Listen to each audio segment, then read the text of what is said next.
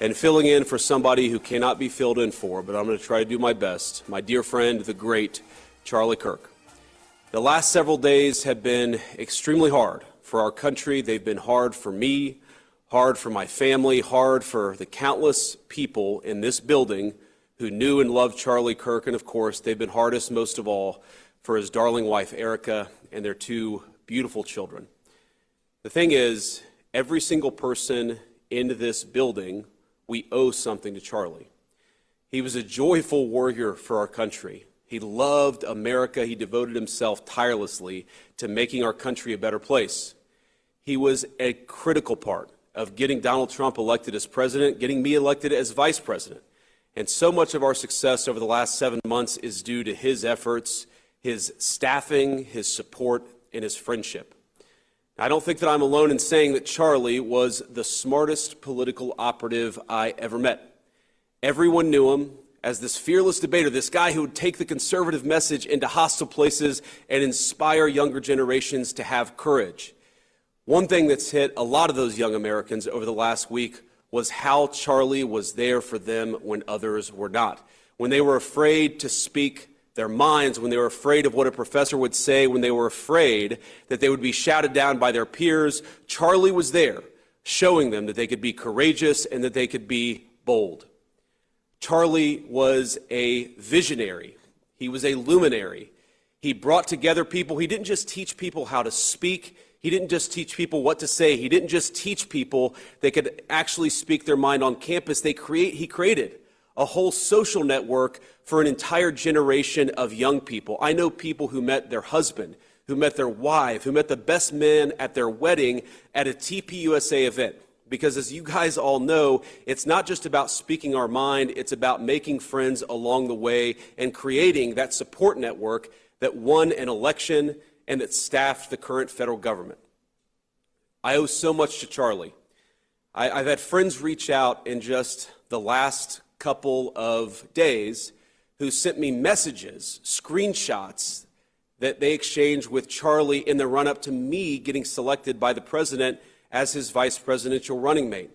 And it's such an honor to have people show me that Charlie said, we want J.D. to be the VP nominee. And I just had a conversation with the president, and I think things are actually going well. I think he's actually going to choose J.D. Vance.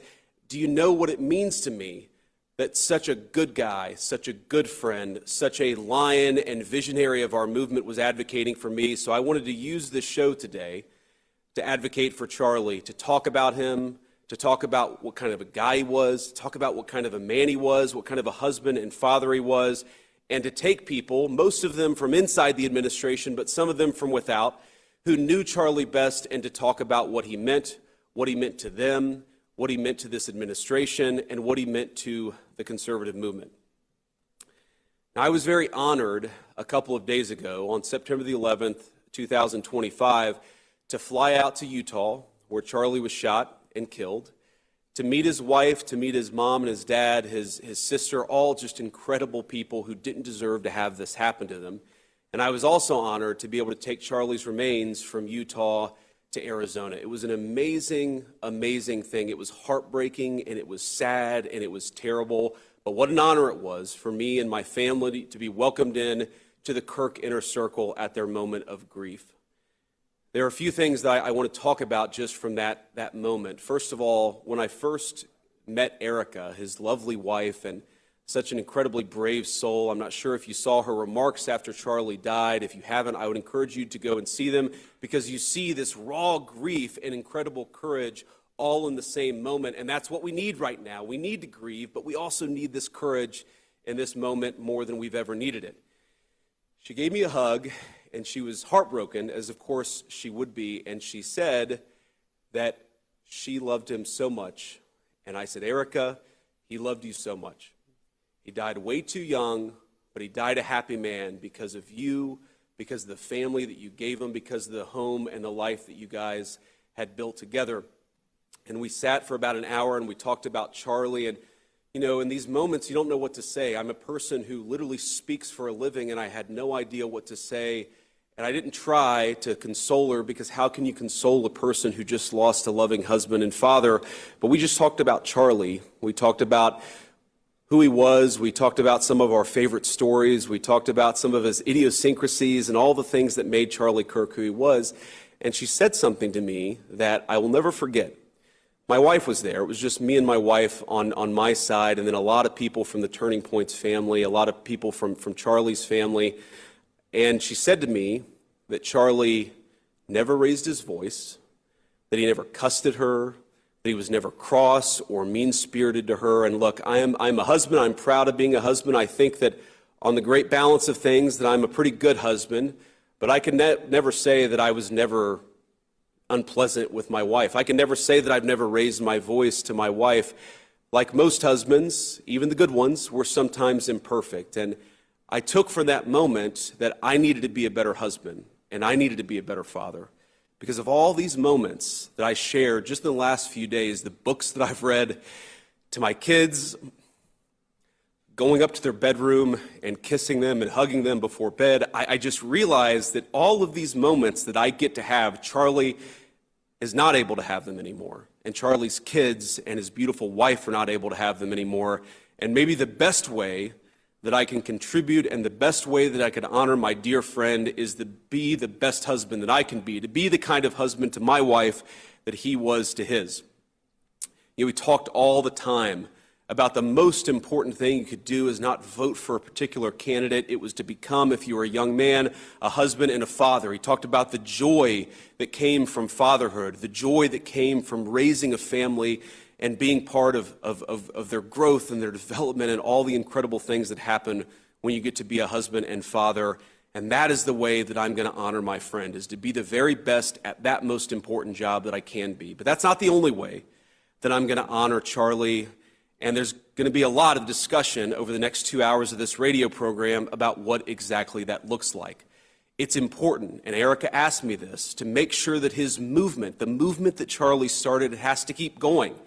We have to build upon it. We have to add to it. We have to make sure that the next generation of young people feels confident and courageous to speak their mind and to speak the truth. We're going to talk about that.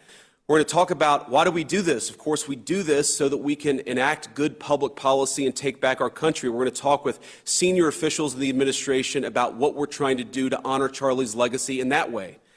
Of course, we have to make sure that the killer is brought to justice, and importantly, we have to talk about this incredibly destructive movement of left-wing extremism that has grown up over the last few years, and I believe is part of the reason why Charlie was killed by an assassin's bullet. We're going to talk about how to dismantle that and how to bring real unity that can only come when we tell the truth and everybody knows that they can speak their mind about the issues of the day without being cut down by a murderer's gun.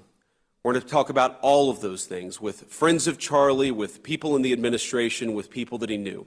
You know, on a podcast a couple of months back, Charlie was asked about how he'd want to be remembered if he died. His answer: I want to be remembered for courage for my faith. That would be the most important thing.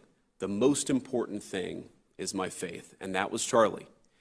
And in this dark moment for our country, I think that's the greatest lesson any of us can take from Charlie. To have faith in the Lord and to be bold in how we glorify him. To be bold in our pursuits as Charlie was in his. So that's what we're going to spend a little bit of time doing this afternoon. Keeping this incredible show he created going and hearing from some of the people who were so fortunate to call Charlie a friend. We're going to pay tribute to his courageous legacy, and we're going to commit to keep it forever alive. I'm looking forward to this. Join us.